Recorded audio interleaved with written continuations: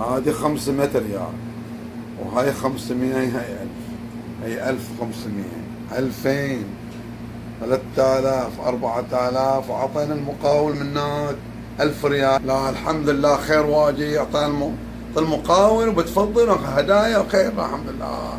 لا والشكر. السلام عليكم. وعليكم السلام ورحمة الله وبركاته. الله يسلمك. كل صحة طيب. تفضلوا ما شاء الله.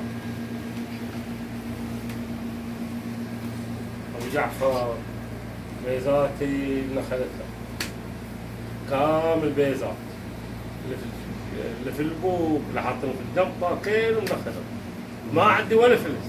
انا الله وانا اليه راجعون.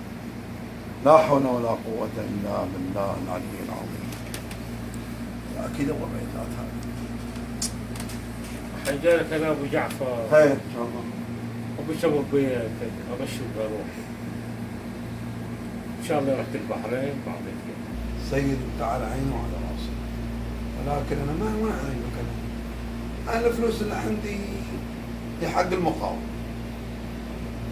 وحق هدى وحق هدايا الاولاد. لو سبحان الله صرت مريض ما مريض ما يصير في سفر. يعني بتخليني اشتري؟ وش تبغى اسوي انا سيد؟ وش تبغى اسوي؟ اعطي شاور بويا الحين مشروع. وانا اعطيك انا. اعطي بس امشي روحي انا.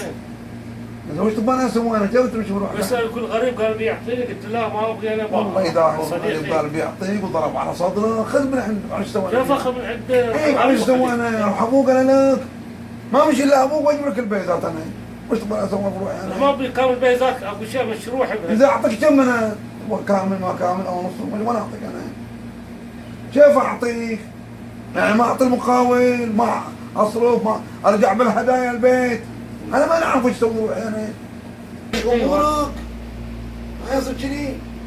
الحين تعطنا الحين تدري عندي ما عندي انا؟ عندك خيرات. ما انا عندي انا ما عندي ما تكفي البيزات ما تكفي. لا لا انا كل رجال يعني تجي وتخلي جنطتك مفتوحه الى الكل من جي ياخذ منها، ولا تحط بالك لسومانك ولا اغراضك، وجاي اعطوني انت جاي حاج ما تحط بالك لسومانك اغراضك. الرجال بيعطيني. انت جاي في سفر ما يصير كذي.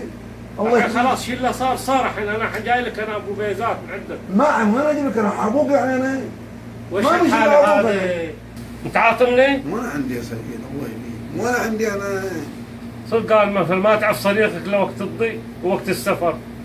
في البحرين هنا وين راح وين جه؟ هني ما تعرفني. يلا فمان الله، الله لا يحوجنا لك. فمان الله بيساته. فمان الله يلا فمان الله. بسم الله الرحمن الرحيم. اللهم كن لوليك الحجة بن الحسن صلواتك عليه وعلى آبائه في هذه الساعة وفي كل ساعة. وش قاعد تسوي؟ تعرف المهدي انت؟